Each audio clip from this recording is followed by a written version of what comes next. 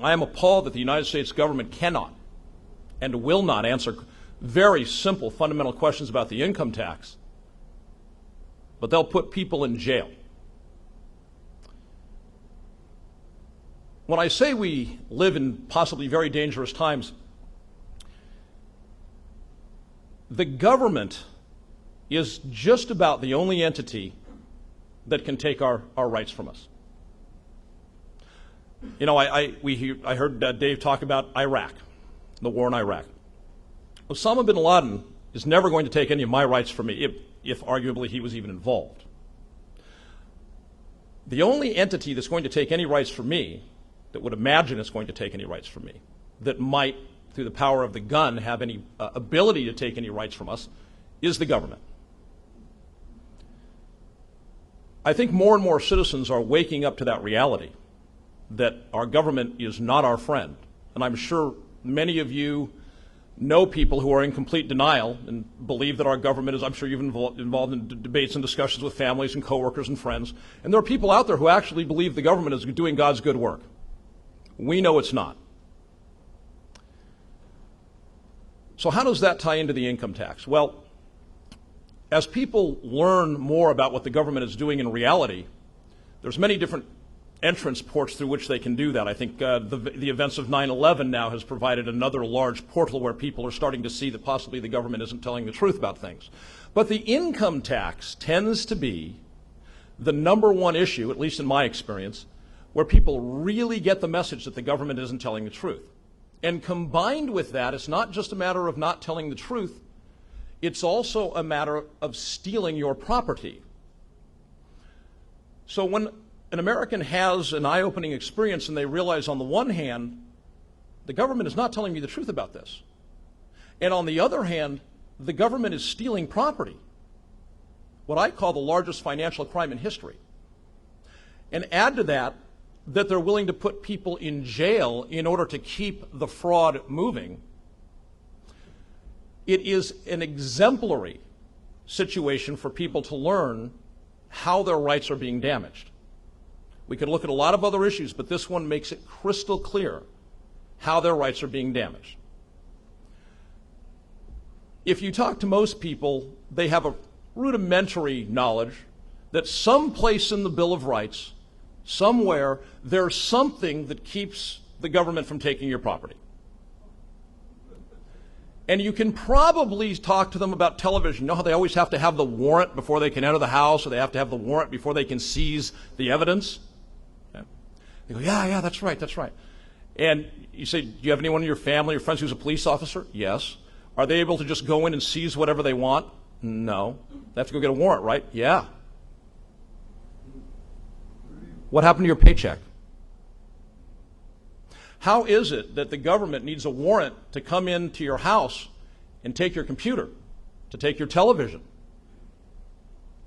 However, they can simply wave their magic wand and take a paycheck. It's a great way to illustrate the inconsistency, and also to illustrate the fact that if the income tax were to operate the way the government contends, or would have us believe it operates, there would be some sort of an exception to the protections in the Bill of Rights. The Bill of Rights are great, but the income tax, there's an exception. We can blow through all of your rights because of the income tax. That usually helps in opening people's eyes to the fact that there's a problem. There's a problem with the government, that they would say that, and that there's probably a problem with the income tax. So once we have a person's eyes open and they say, yes, there are problems. I see those problems now. The government is disingenuous. They are not telling me the truth.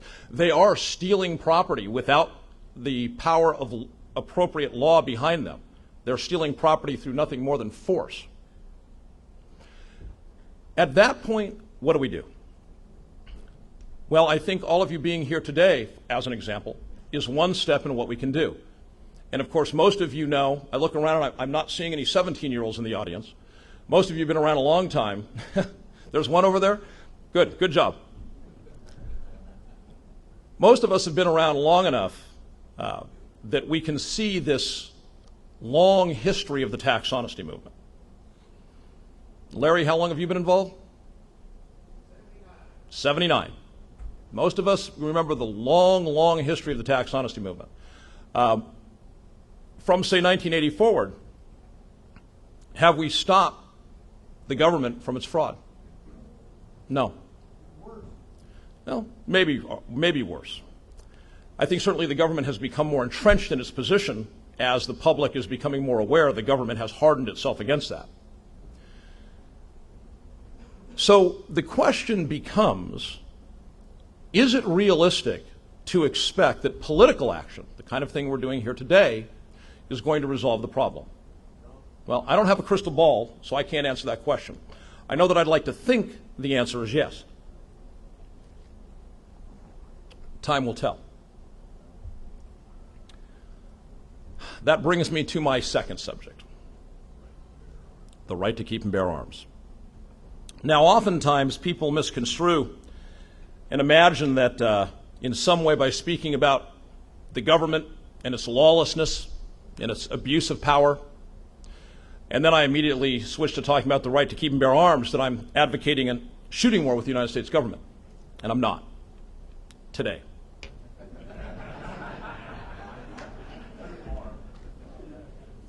You know, on my radio show, I often say that I think the best deterrent to the abuse of power by the United States government is about 50 million armed Americans who are ready to start killing government workers tomorrow.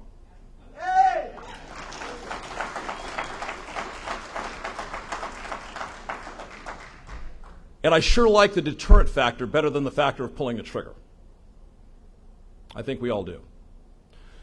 Let's talk a little about the right to keep and bear arms. You know, it's been under assault for decades now. And if you go out and talk to the general public, and I know you all are an entirely different breed, but if you go out and you talk to the general public, the misinformation and the ignorance on the right to keep and bear arms is probably only exceeded by the ignorance on the income tax. If you talk to someone who's been through the public school system recently, you talk to a younger person, they will tell you out and out that there is no right to keep and bear arms, that it's by the consent of the government, that the Second Amendment is just poorly understood. And it is. The one thing they're right about. I say that the right to keep and bear arms has been under assault for decades because I think it's in contrast to what I've seen over the last 7 or 8 years. I think, as the expression goes, the worm may be turning. As I stand here talking to you today, quite a number of states, I think the number's about 39 states now, have some form of issuance of concealed carry permits. Now, am I an advocate of concealed carry permits? No, I'm not. I believe that our concealed carry permit is our birthright as Americans.